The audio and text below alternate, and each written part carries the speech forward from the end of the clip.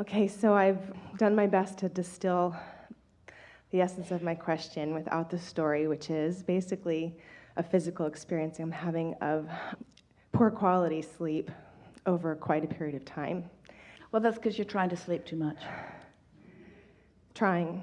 There's a lot of trying. If you can't sleep, get up. Because when you can't sleep and you try to sleep, you practice not being able to sleep. Right. Pretty obvious, isn't it? So as you say, well, I can't sleep, therefore I'm not going to sleep, and then you just focus on things that take the path of least resistance. The path of least resistance when you can't sleep is not trying to sleep. That's the path of greater resistance. Does that make sense? A little bit of sense? It does. It's hard to imagine getting up when the thing you're wanting the most is to be able to fall asleep. It's hard to imagine. But let's talk about that. The thing I want the most in that moment is to be asleep because, why? What I'm wanting is to feel rested and vital in the following day. But you see, you have no power in the following day. All of your power is right here and now. So what you're saying is, I need the path of least resistance for tomorrow, and the path of least resistance for tomorrow is to be rested. But you can't do anything about tomorrow. You can only choose your path right here and now. Mm-hmm. That's like embarking on a 1,200-mile journey and trying to figure out what turn you're going to make at the end instead of what you're going to do right now. That's like looking at the screen on your navigational system instead of where you're at. You ever find yourself doing that? Hey, you almost hit that car. He wasn't on my screen.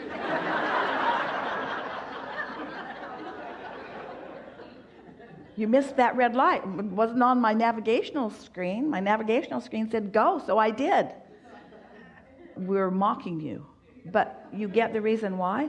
You cannot find the path of least resistance for tomorrow. And when you try, you get all balled up. You can only find the path of least resistance now. So what's the path of least resistance? So let's say you feel desperate for sleep because you've convinced yourself that tomorrow's going to be hard. Mm-hmm. So you feel desperate for sleep. What's the path of least resistance? I can't sleep, or I must not need to sleep. I must not need to. Now, that was a hard choice for you, but it was a choice that you made that is in alignment with where you would be in that situation. Mm-hmm. Must not need to sleep. Which is the path of least resistance? I'm going to be so tired tomorrow, or I don't have any power over tomorrow, I only have power over now. Which is the path of least resistance? I can't sleep, or it's nice to just lie here. Mm-hmm. Which is the path of least resistance? Tomorrow's going to be really hard, or this bed is really soft. Mm-hmm. Which is the path of least resistance? See what we're getting at? Mm-hmm. Which is the path of least resistance? I'm going to be so tired tomorrow, or there's nothing that I have to do right now. Which is the path of least resistance?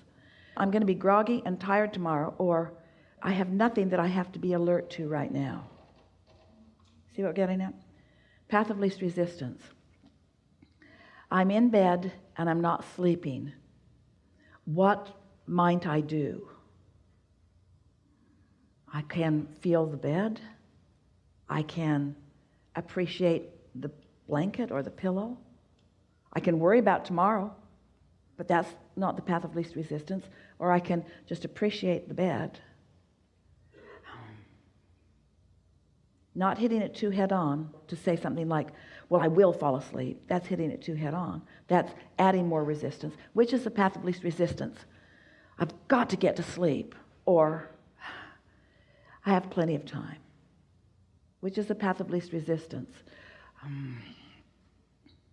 I never sleep well, or my body is resting even though I'm not asleep. Mm-hmm. What's the path of least resistance? Tomorrow feels hard. Tonight feels easier. Sometimes when Esther awakens, because she's finding she requires less and less sleep all the time, so she'll awaken, and part of her says, it's too early to wake up, which is resistant. And then another part of her thinks, I'll just lie here and think pleasant thoughts. And so now she's convinced herself, by choosing path of least resistance, of the luxury of just being able to choose thoughts. Ooh, so great. Nobody's making any requests of me. There isn't anything that I need to be doing. So when you think in terms of vibration, we're talking about turning vibration into things. We're talking about the progression of vibration. And then the next is thought and emotion. And then the next is impulse to act. So when you think about that evolution of vibration and thought, and you're awake and you're realizing there's no action that I have to do. I don't have to get up and do anything. There's nothing that I have to do. And I can't tonight in my bed do tomorrow. I can't do tomorrow right now. That would be like wanting to know where to turn when you're leaving Interstate 10, getting onto Interstate 8, when you're still 500 miles from that turn. You don't need to think about it yet. What are you thinking about, that turn? Is it coming up? Yeah, in 512 miles. You want to talk about anything else? No, I'm just focusing on that turn. It's beautiful out today, isn't it? Don't talk to me. I don't want to lose track of that turn. I don't want to miss that turn. So that's what a lot of you do. And that's what keeps me up. You're trying to fix things where you have no power. And it's trying to watch, am I falling asleep? I really want to fall asleep. Is it happening? Oh, yeah, I'm starting to relax. Good. Oh, but am I falling asleep? You know, that is what you're doing, isn't it? Yeah. So instead, since falling asleep is no longer the conversation that you're having with yourself, so now you're not asleep, but there isn't anything that you need to do. There's nothing that is being demanded of you. So now, rather than trying to find a path that is too far down the road, take the path where you're at and just ask yourself, well, how do I feel? How do I feel? Or what thoughts can I think? Since I'm not asleep, maybe I can just think. Maybe I can just think some thoughts and then start reaching for some thoughts that feel good. And what you'll notice, we've been saying, think about the bed, pretend that it's a sponge and that you're absorbing into it. But some of that just feels silly to you because you know you're not a bubble being absorbed into a sponge. And so those thoughts are not very satisfying. So you have to find some thoughts that just feel good. It's fun to have something that where you're not, that you can think about. But it's not the pressing presence of it or absence of it. In other words, it's not about whether you can actually do anything about what's going to happen tomorrow. It's about finding a thought about anything, yesterday, now, or later, that feels good to you when you're thinking about it. And in order for it to feel good to you, it has to have no resistance in it. So you want to go as general as you can go. You could ask yourself, am I a lover or a hater? Now that's a loaded question, and it might keep you up for a night or two. Do I like feeling good or do I like feeling bad?